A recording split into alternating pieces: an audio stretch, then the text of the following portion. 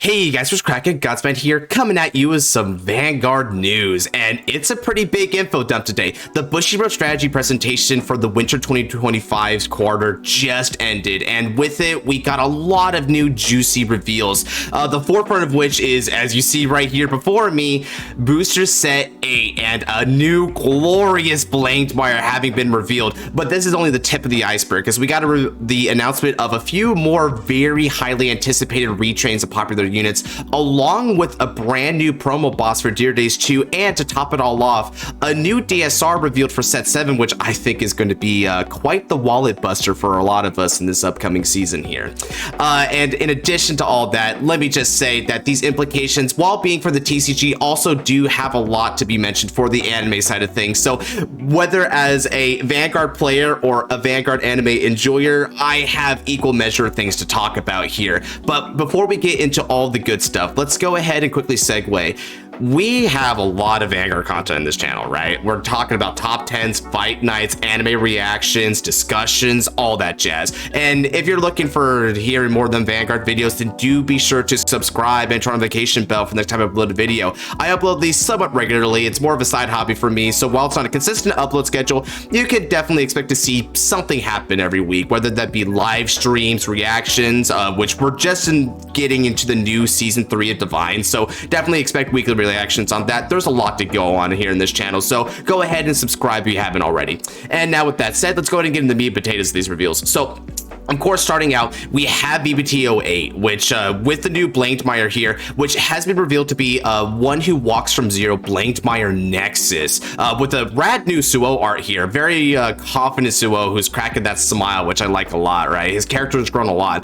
This Blankmeyer is very fascinating, right? Because as you see, there's a lot more of a light angelic tint to him, which may or may not be due to the influence of Rezael and or Liael Amorta, but with that like perspective to the side there, this definitely has a lot of TCG implications and anime implications. And first of all, let's just get out of the way. Yes, Blankmeyer is one of the most polarizing and indeed scary Vanguards to go up against in this format. It has one of the most powerful divine skills ever conceived thus far in Vanguard, in addition to having one of the more potent lineup of like rear guards at its disposal between Vadrock, Invoke Alchemist, Zamoog, and what have you. So it's already a stacked deck that we just barely managed to surmount with the most recent wave of the meta. And now it's already getting a new retrain, which I suppose isn't the biggest surprise, because not only is Suo definitely like one of the more popular fighters and, you know, just in general character among the character cast of Divines, it's also worth mentioning that it wasn't that long before Rezael, Varga, and especially Levidras got alternative forms anyway, so it's not too out of place to really think that Blankmeyer could get something like this, as well as this is set 8. It was first announced in set 2, so a 6 set difference, wow, that was a tricky one, is not that wide of a gap comparatively speaking, but still it is quite astonishing because Blankmeyer is already still so powerful by the modern standard. That said, when we're thinking about what it could possibly do, right, I have a couple theories for it. One thing is that because we have a lot of the leitmotif going on and it's saying walks from zero in the title of it, I have this overlying theory that it's actually going to go against the general Blankmeyer gimmick. Here's what I mean. So Blankmeyer is a ramp-based strategy that seeks to put a bunch of face-down bind cards in your bind zone in order to lead up to the divine skill turn, right? And Blankmeyer scales on that. What if this Blankmeyer actually returns all of your face-down bound cards back to either the drop zone or to the deck, more preferably, right? And the reason is that thematically speaking, you're sort of like restoring all the wrong done by Blankmeyer and, as the name implies, walking away from zero. So he's not fighting as this sort of dark entity of despair and nothingness anymore. And here's what's interesting, right? As we move over, oh, that's a little bit spoiler. As we move over to this image here, and as you see, we got a couple of the retrains to talk about. We'll talk about in a moment, but I want to focus your attention to Blankmeyer here in a more full art. You see this sword right here, right? So he has a bit more of a knightly gesture to him. You know, he's got like a sword which honestly, when you look at it further, kind of looks like Rezael sort of bit, right? So between that and more wings on him with his like hands and along the hill of the blade, his head, he's got a lot more of an angelic type motif going on. And considering that both of his parent figures, quote unquote, are angel-like, I guess it makes sense. He's probably adopting a lot more of the counter perspective. And the one of the interesting fun facts about this, right, which I'll go over in my Discord here to like confirm this. So the set ZBGL8, which I guess they didn't say on there, but the name of the set is roughly the Knight of Zero, right? So it references him as a sort of knight-like figure, which is fascinating. Now, I'm not going to go so far as to say as this is like some sort of like Keter Sanctuary Dark States like dual nation, right? Because if that was the case, well, I honestly think with the artwork of the others here, he would be kind of alone in that sentiment. So I think it's just more so a Dark States unit that's taking on the motif. I bet his type would still be Demon, in fact, right? But it does bring up an interesting point, which is that if he goes against the main gimmick of Blankmeyer, this could be a very fascinating, like super end of game kind of card where yes, you do get rid of all of your hard-earned like face down bind cards, but in exchange, you have this like superior version of the one kill turn that Blankmeyer previously enjoyed. Now, when thinking about what kind of upgrade it'll be, I feel it's going to be more along the lines of Unparalleled Dracoslave, Varga Dragos Rasetsu. There's two reasons to support this. One, the King forms were based around the whole Sid-built mind pollution storyline and having to overcome like that sort of darker element of yourself. Suel has already sort of overcome himself in a way, right? Like he's a very different person, you know. We went from nothing matters to Fighto, right? Which is very adorable. He's one of my favorite characters this season already. We've just got done with episode 1. But it does also mean that we don't really have the same kind of plot device that engendered the origin of the Kings. Another thing, and this is probably like the stronger point, is that because we know the name, the one who walks away from zero, Blankmeyer Nexus, you hear how there's not a fated one or destined one in the name there, nor fated king or destined king. No, the naming convention is more akin to what we've got with the Unparalleled Dracoslave, right? So I believe that also like Varga Rasetsu, it's not going to be a card that puts Blankmeyer from hand to the soul and, you know, like it adopts their divine skill. Rather, what I think it's going to do is it's going to have a modified version of Blankmeyer's skill, but maybe unlike Rasetsu, where it's just like Varga Dragos better, it sort of takes the Blankmeyer gimmick and overturns it on its head. So it's still the turn 4 cross persona ride, so it'll probably still have the continuous skill that when it rides over a grade 3 Blankmeyer, which is the only thing it can do, then you're going to be able to get that persona ride anyway.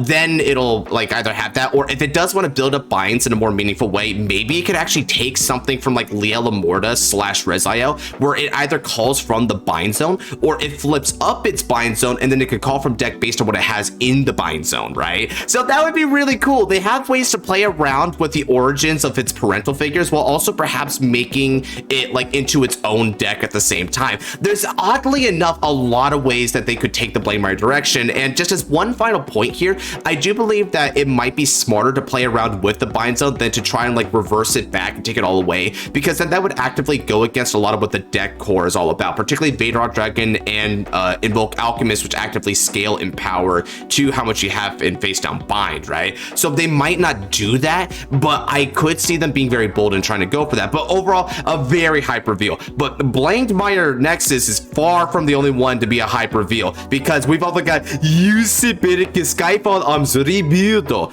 and also new King Magnolia, which King Magnolia, what was her name? Sylvanhorn Beast Emperor Magnolia Patriarch, which reminding us that Magnolia is technically a guy, funnily enough.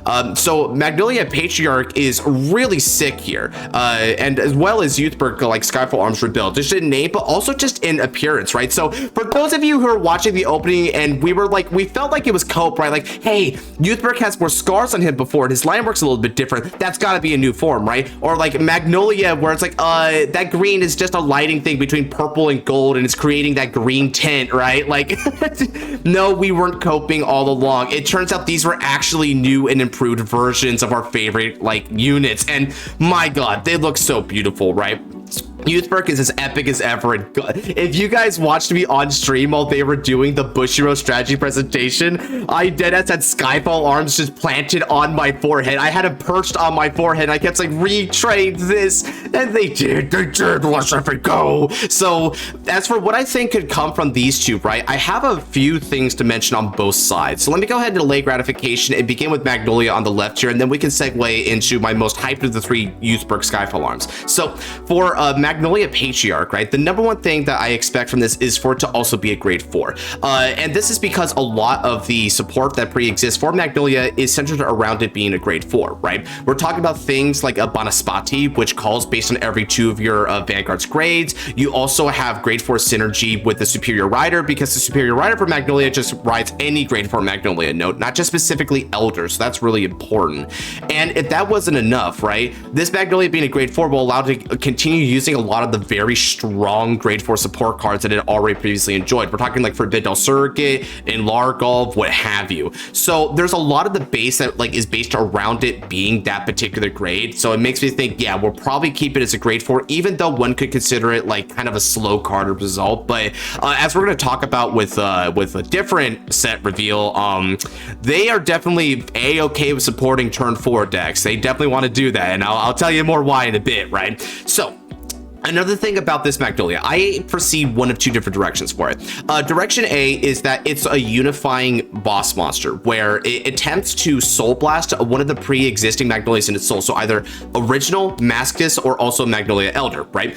And when you do that, you gain all of their skills until the end of turn, or I guess the opponent's turn, because that has a lot of implications for Magnolia Elder and its defensive stuff, right? So it gains their effects and also their names. The names being important in particular for Magnolia Mask, because that means that your Dragon Tree markers, if you choose to run the Dragon Tree side of things, will still be able to get the 5k bonus because you have a Mask as Vanguard technically. So that would be one element to take it, and this is sort of the win-all scenario to try and just throw in a lot of Magnolias there, which, I mean, I guess in one way it's really like clean and easy, but in another way it's also sort of like because we sort of ran into that with Full Blast anyway, where Full Blast was just kind of like saying, why use any of like the mix of the Revolt form, so you just always have me. But I think they could make it feel a little bit different compared to Full Blast Turbo, because Full Blast Turbo had certain like consistency cards that like made it super easy, and it was super fast by nature, so it was also like just dummy powerful as like a stun OTK card, like a sudden OTK card I should say, whereas Magnolia is a grade 4, so it inherently has to wait a turn unless you're going second. Now having said that, the other way they could take this Magnolia is try to take the gimmick of the Sylvanhorn Beast and sort of switch the win condition around. So Sylvanhorn Beast is a multi-attack centered beatdown strategy, right? You swing with all of your back rows and just try to like overwhelm your opponent with sheer quantity of attacks. What if this took it a different way, where what it does is every time your rear guard attacks, which will enable you to attack for the back row, presumably, right? Every time your rear guard attacks, this unit gains power, and then it has like a really big final attacks. So it swings last in the turn order, right? And so this Magnolia will actually be a little bit more concerned about it itself being a actual, like, genuinely threatening Vanguard attack on top of everything else. So it's sort of like the centerpiece of your offense, which I kind of like, because A, they've never done that for Magnolia. B, it's not really disruptive to the Magnolia strategy because you still get all of your rear guard beatdowns, and there wasn't really a previous win condition to like be heard of. You just kind of like outvalued them and just overwhelmed them, right? There wasn't like any sort of like really big winning image behind it. You just kind of like threw down cards and went for it. And C, it would also be very interesting, right? I think it would be very intriguing that we could actually run cards that might support Magnolia as an individual unit more, and it makes like deck building a little bit more fascinating, because rather than just purely rely on the rear guards, now you might actually be able to substantiate like a spearhead maneuver. And depending on how that spearhead maneuver is, it might actually overall be very positive for the deck, because it gives you incentive to run Magnolia in particular versus something like Levidras, where Levidras was also capable of 5 attacks very consistently already as soon as turn 3. So it was sort of taking a lot of like Magnolia's thunder in that way. So by giving it like a consistently threatening Vanguard swing, whereas Levidras only gets a threatening swing once with its Divine Skill 10k and crit, you might be able to once again distinguish Magnolia from Levidras, and that would be very positive for the deck image overall. So those are my thoughts on Magnolia Patriarch. Now moving on to my boy Youthberg Skyfall Arms Rebuild, though, which I'll just call him Rebuild from now on, right? So Rebuild here, here's the thing. I've already made this like kind of opinion known for a while, like that Full Blast, yes, we definitely need to turn away from it. However, I don't think we necessarily need to kill Full Blast so much as just like make good quality cards that sort of make Full Blast untenable anyway, right? So here's what I'm talking about. My first theory, and I'm just going to start with my crackhead theory, right? Which is that we're going to get Cross Revoltress. Now, Cross Revoltress in my mind is a gimmick that allows you to combine the effects of Revolt Form units. And example being, let's say that you were to Revolt Form into a Zest, right? If you were to then Soul Blast from your Soul a Gust, you could apply all of Gust skill, including the On Play skill, to Zest. So you'd be able to get 10,000 power, 50,000 power, crit, and a drive back. So it'd be a cumulative plus 25,000 power, plus 1 crit, plus 1 drive. See how that's a lot more threatening, but also the key is Soul Blasting the Revolt Form from the Soul. The reason I want that to happen is because we can still hold on to Fergosa and Carino as way to ramp up your Soul, but you're not doing it to Turbo Full Blast, you're doing it to sustain your sort of like Alchemy Magic Revolt Form gimmick, right? Where you're trying to mix up these Revolt Forms and sort of have, you're assembling different like key combinations to try and obtain victory through the correct combination of Revolt Form abilities, which I think would be fascinating for the deck because it's not just toolboxy, it's also just like fairly like user expressive, right? Like you get to choose what combination of Revolt Forms that you think suits your playstyle the best, right? Like you could go what I went for, or maybe if you're like very much more of a card advantage person, you might just go for Gust Tempest and try to maximize building your hand. Maybe you'd like to play in the middle a little bit, right? And so you'll do something like Tempest Zest, where yeah, your Vanguard swing is definitely pressuring, but you also save yourself a little bit of extra card advantage and like front row pressure on top of that. So it's super cool, and it also allows you to open the door for other Revolt Forms because you could just add Revolt Forms that are like explicitly good at combining with the Revolt Dresses. Like what if like one of the Revolt Dresses was like an ability to call from the top of the deck once you actually place them in the Vanguard circle, right? That would be cool to use in tandem with say like Tempest, where you call and then you use Tempest skill and you give it power in the front row. Now you might look at this and say, well yeah, but Godspan, that wouldn't really stop you from being able to like use Full Blast. And I'm like, yeah, it wouldn't really stop Full Blast, but at the same time it would make Full Blast just kind of not worth it, right? Like think about it, if you're able to get like these cards, especially if the Youth Brick itself will be able to give you things like Energy Blast for drives or give you consistent plusings, right? But the way to do it is by actually like getting rid of like Youth Bricks in the Soul. Basically what you're doing is you're trying to burn the count on both ends, where they can't keep Revolt Forms in the Soul for Full Blast anyway. So you have to choose to try to play this new gimmick or just Full Blast Turbo. And as I'll tell you right now, as an expert in this deck, right, relatively speaking anyway, right, let me not talk too heavy, but relatively speaking, I mean, I've even took this, you know, like this deck to tournament play pretty recently, and this deck with Full Blast is scary on turn 3, but it's not scary for any other point in the game, right? Turn 4 onwards, every other deck is going to outscale you in both card advantage and overall pressure and scaling in numbers, right? So if you don't kill randomly on that first grade 3 turn, you're kind of in a bad position for the rest of the game, right? So even though it's a very consistent deck, it's not exactly the most reliable deck. So having a much more reliable strategy just on the merits of its own value engine and like constant ability to see a versatile arrangement of abilities would just overall be better. You would just want to run this because it seems more reliable, and also it's just so much cooler, right? And if they really want to take it the extra mile, although I don't know how I feel about this yet, right, they could try to retrain the Revolt Forms, right? So for instance, this is called Rebuild, right? So what if in addition to Rebuild you had like Revolt Form Zest Rebuild, Gust Rebuild, and Tempest Rebuild? This would be able to exclude Full Blast by a lot because they're technically not the originals. They, remember, Full Blast actually like tries to ask, so let me go ahead and get you guys Full Blast right here so you can see what I'm talking about. So when you look at Full Blast here, I'll go ahead and just scroll all the way down to good old set 13, which should be right over here. So when you go down to Full Blast, let me read you something, right? It says explicitly by name Youth Brick Revolt Form Zest, and quotation marks, right? Gust and Tempest too. So it's asking for specifically those 3. It's limited to only those 3. So you can't use it if you change the names of them, meaning that now you have an entirely new deck gimmick that doesn't have to worry about Full Blast abuse, and is honestly probably stronger than Full Blast abuse anyway at this point while being cooler. So you get the best of all worlds while we're at it. So even if you don't do the Cross Revolt Dress, just having the new Revolt Forms and enhancing them with like with your Skyfall Arms rebuild, right, you'll just have like better value overall. So let's say that it was a modified Zest, right? So the Zest still will get like crit on Persona Ride, it'll still get big power, but if in addition to that, right, if you have like if you got got it through rebuild, maybe rebuild gives it back a drive, so it can now do drive pressure inherently by Energy Blast 3, or maybe you can Zest itself also has a guard restrict associated with it, where when it attacks, your opponent has to guard with 2 or more cards from the hand. They want to guard from the hand, so your battle door will sort of like ask for more cards and make it a more like annoying swing, like Boss Sagrada, for instance. You could also try to like make Gust have an ability where the power increase of your trigger checks for its drive checks are going to get plus 5,000 power, so you have sort of like a ready inherent into it, which makes the whole like drive gambit a lot more worthwhile offensively speaking.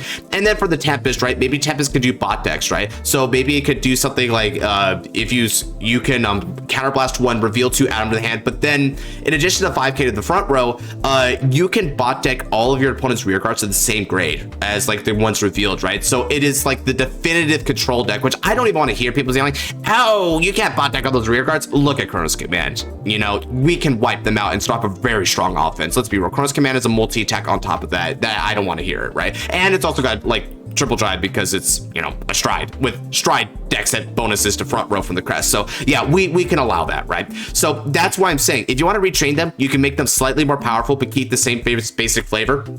Make rebuild a more powerful sort of Strider-esque base version and then just go from there. So I really think Youthwork doesn't need to change his identity much as all, and it doesn't need to work too hard to get away from Full Blast, because Full Blast is not just lame, it's also kind of weak at this point if I'm being real. And don't get me wrong, it can still be dangerous in the early game and stuff like that, and the deck compression is a nice X factor for it, but it just doesn't feel worth it anymore in the metagame, I should say, right? By comparison, it's not that worth it.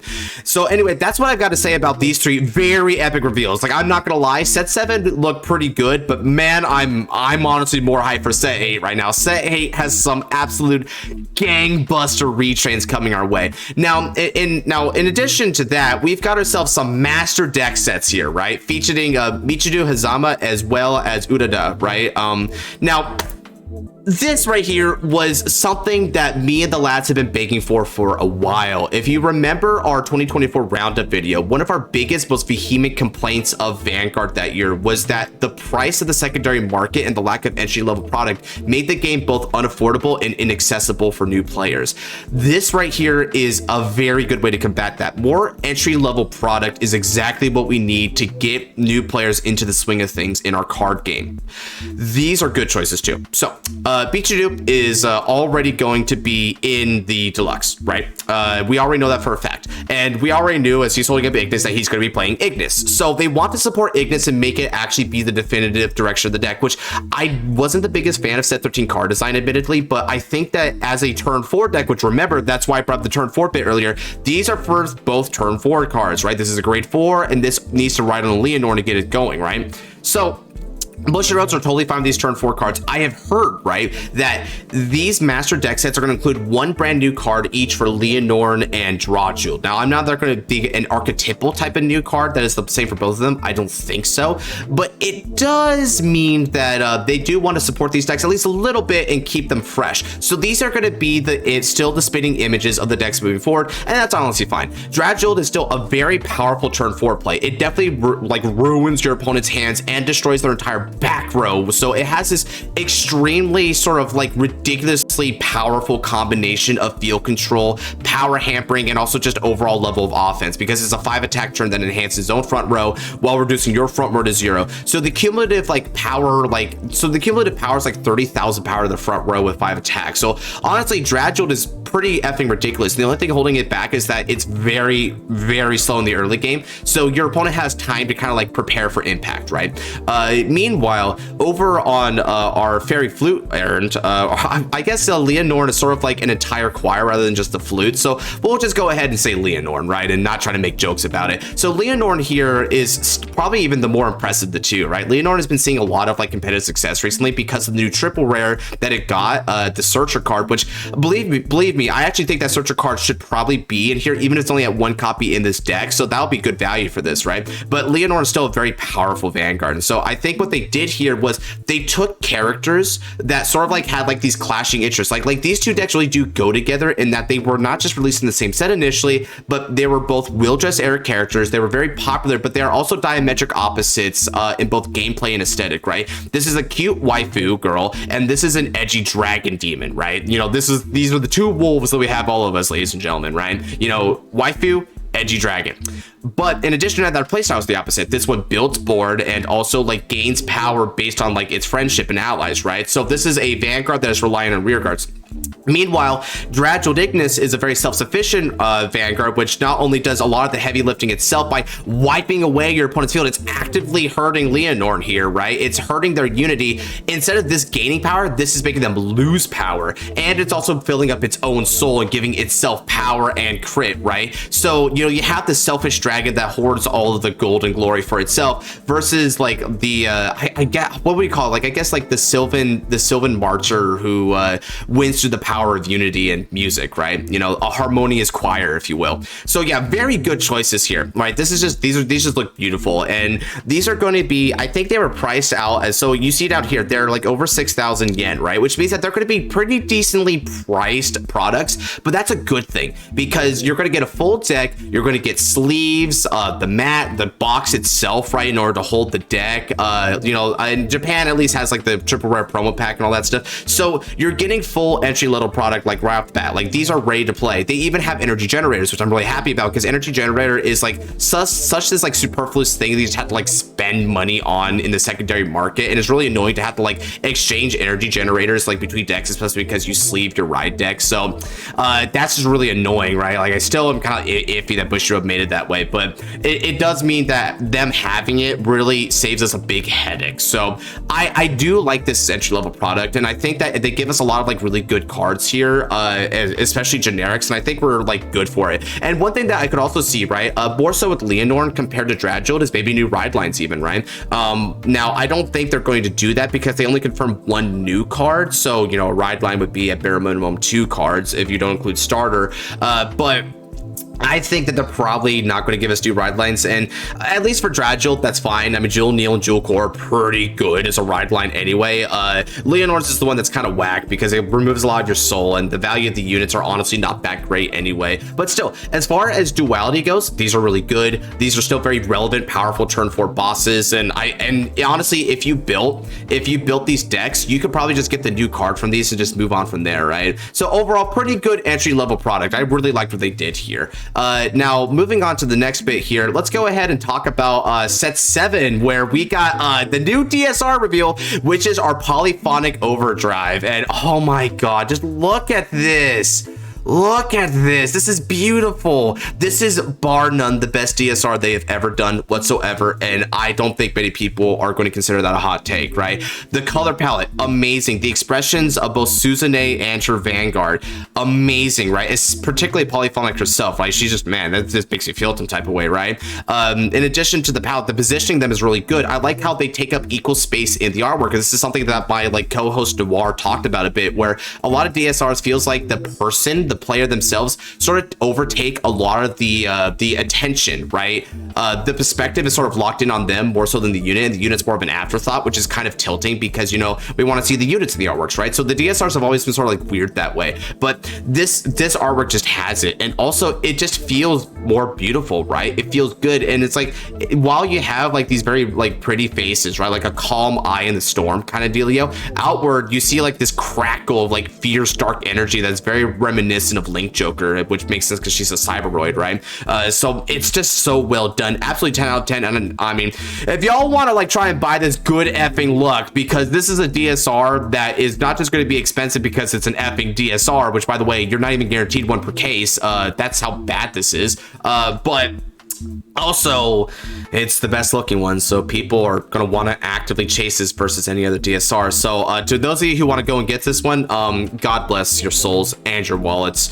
Now, one final thing to mention news-wise is we got a bit of a Dear Days 2 reveal, which is a new card, and I've actually got the name and effect right over here in the news bit, which is Veil Dragon. Now, Veil Dragon is apparently going to be the ace unit of this new character, right? This OC for Dear Days 2, which I'm not gonna lie, between this being like, okay, let me just get the, you know, making it out of the way. Yes, this looks like Vortex Dragon. Yes, it's really cool, and yes, it does appear to be a lot better effect wise than that like tragic joke of a card that they gave us in V series. So yes, we could definitely go whoo about all that, right? But let's go ahead, right now, like let me give you a moment.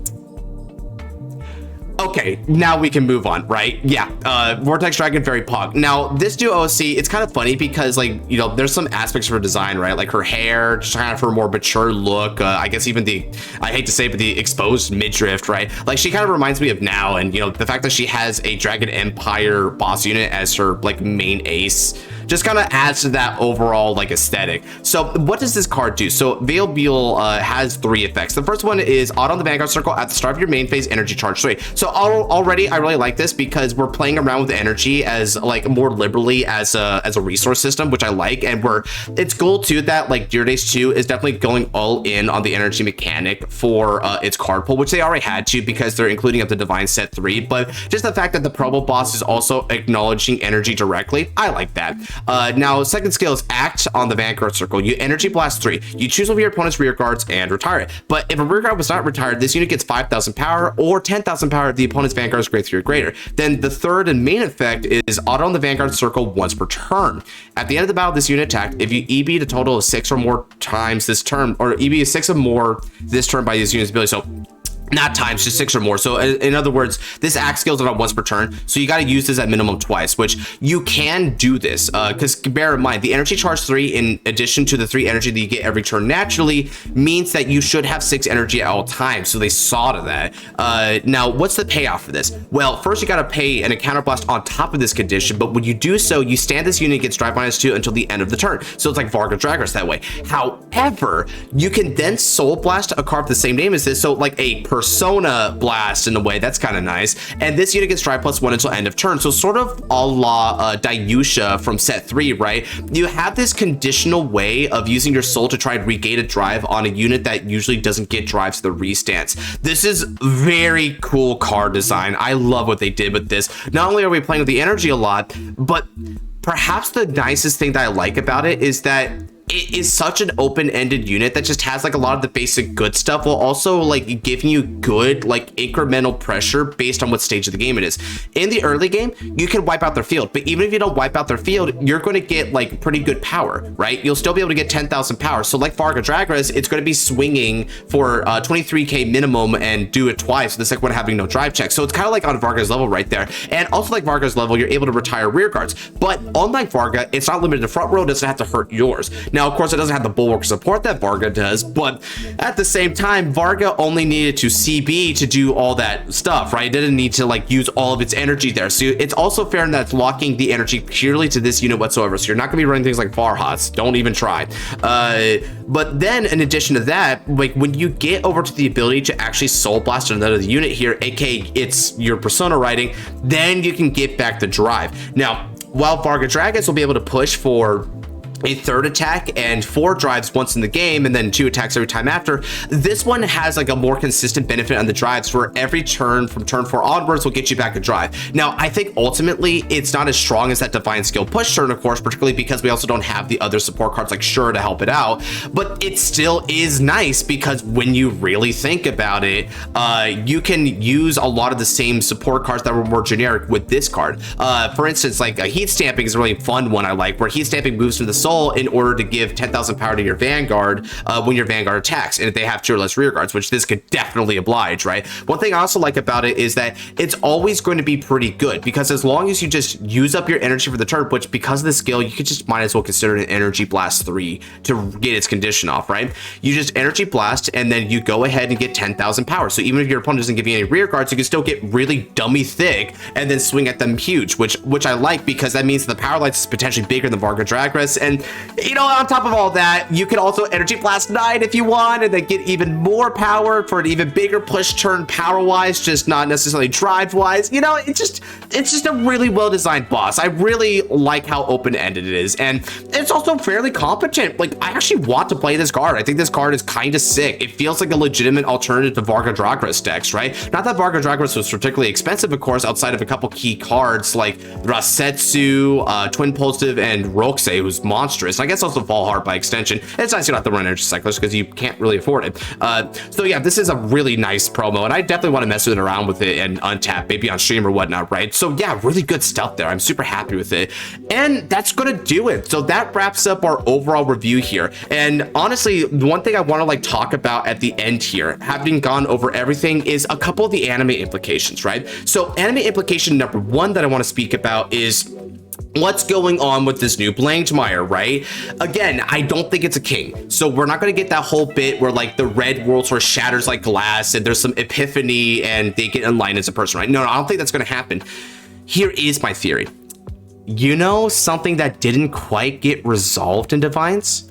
The grudge Erika held for Suo because of killing her big brother.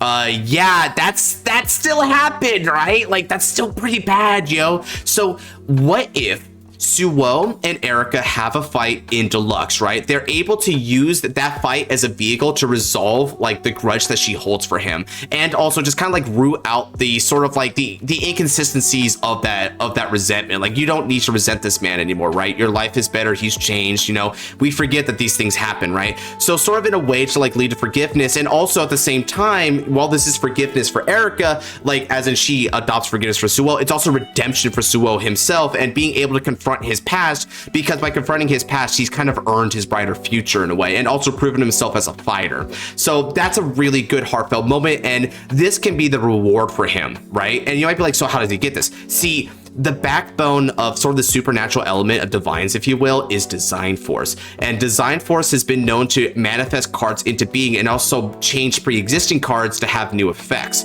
Case in point, Design Force manifested both the Kings, and it also altered Gabrielius's card text so that it would have an additional skill to work with faded ones.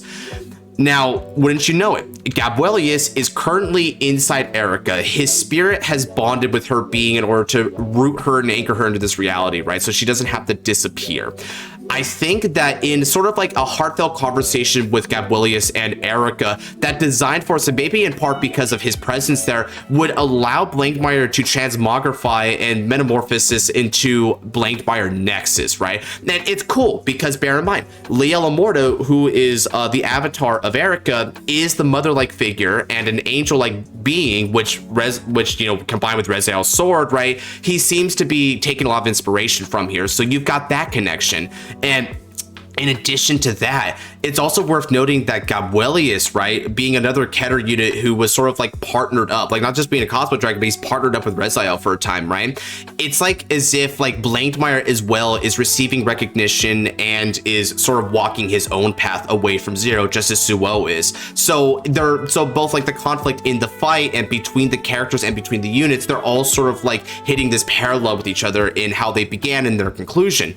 It's beautiful writing if that's how they take it. I fully expect them to take it that way. Now, I've heard some people during the stream theorize that Suo's gonna win Faded Class, like not Faded Class, win Deluxe with this. And I'm like, you know, maybe he will, but you know what? Even if he doesn't, I will say that this is just really cool. I see the lore reasons for it. Like, even though it's definitely scary from a TCG perspective, from an anime perspective, it's so satisfying to see this. I think Blankmeyer definitely needed this kind of recognition because he was starting to fall by the wayside in season 2 after he just got dropped by Kuon, and that was it for the season for Suo, pretty much. That was really sad. So yeah, I'm really glad that we're putting more focus on him and just sort of resolving that plot line with Suo that started in season 1. It's very good stuff here.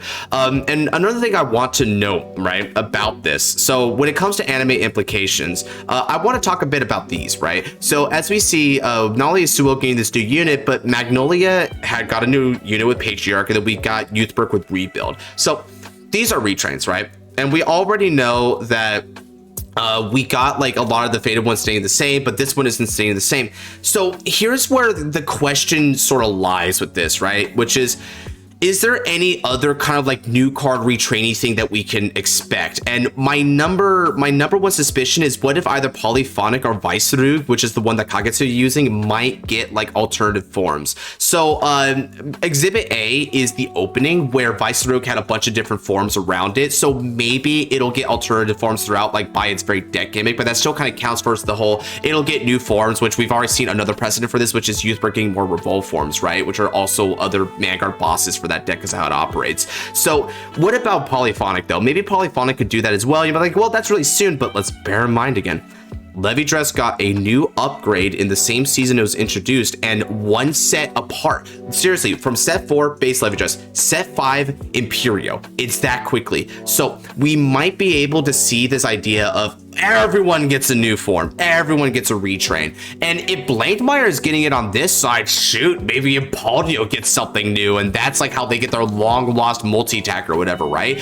So if we're getting really retrain happy with this, we might just see this entire new renaissance of Vanguard where like everyone's getting like the new forms. But I do want to caution that it might feel a little bit too quick, right? I don't want everyone to get new forms all at the same time. So I hope this is where they end it, but still, set 8 is really hype right now, as long as they keep it to more or less this, right? But I did want to mention that, I mean, I am noticing kind of a pattern where there's a lot of retrains. But, you know, anime wise, this could be because Cray is sort of like entering into like another era, right? Because we're already post the Godless era. You know, we got Java and stuff. And then in addition to that, right, with all the conflicts surrounding the Fated and Destined ones and Rezael's Wish and the whole like alternate world thing with Bafsagada and Odium and Amorta, right?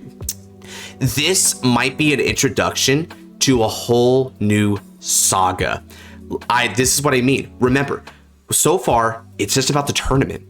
But what if it isn't always about the tournament? What if like there's some new villain introduced or some sort of new supernatural element here, which, you know, with, you know, Michiru here, supernatural's already on the table again, right?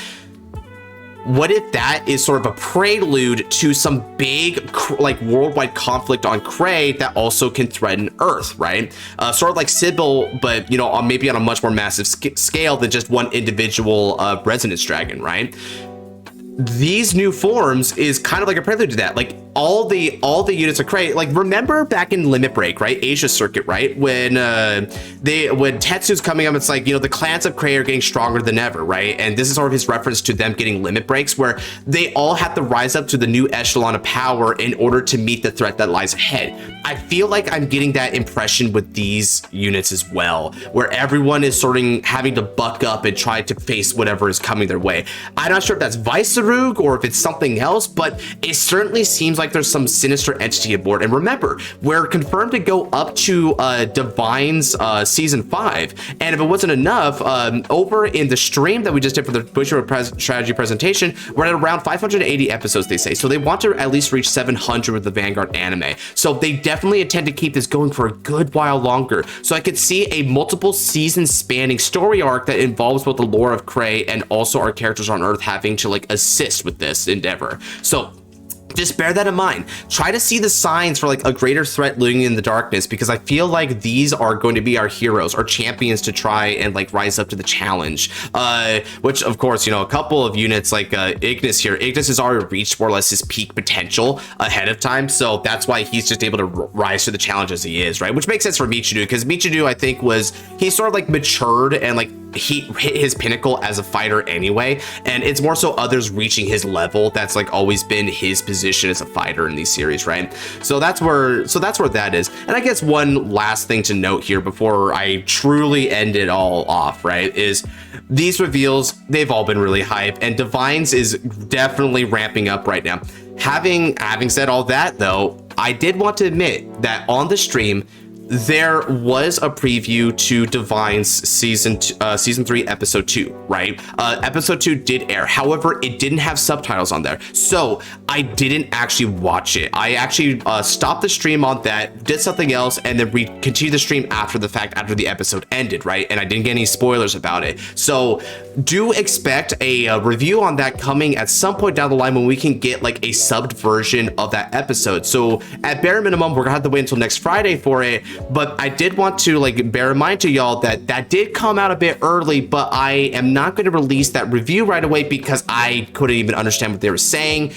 So I'm just going to save that until later. So, you know, hopefully this video here and, you know, whatever else I do in the meantime will be able to like keep y'all like satiated until we get to the next reveals. But yeah, that reaction will probably come as scheduled. Even if it's a bit early, well, it's as long as it gets the sub out. So I didn't want to like kind of like waste my first time on that, especially because we're getting the introductory fight between Akina and Kagetsu. So, you know, it kind of would have been kind of sad if I just kind of like watched that but didn't understand what was happening, you know? So that's the direction I took with that. Anyway, if you guys have any thoughts on all these reveals, then do be sure to let me know down below in the comment section. As all of you veterans to the channel know by now, I definitely read the comments as much as I can and respond to it. So yeah, you know, if you got any thoughts, I'll probably look at it, right? And if you have any other sort of like theories about what we might get in the future, both product wise and maybe any potential plot points in the anime, I'll be curious and happy to talk about that too. So let me know that as well. And with all that said, thank you. God bless.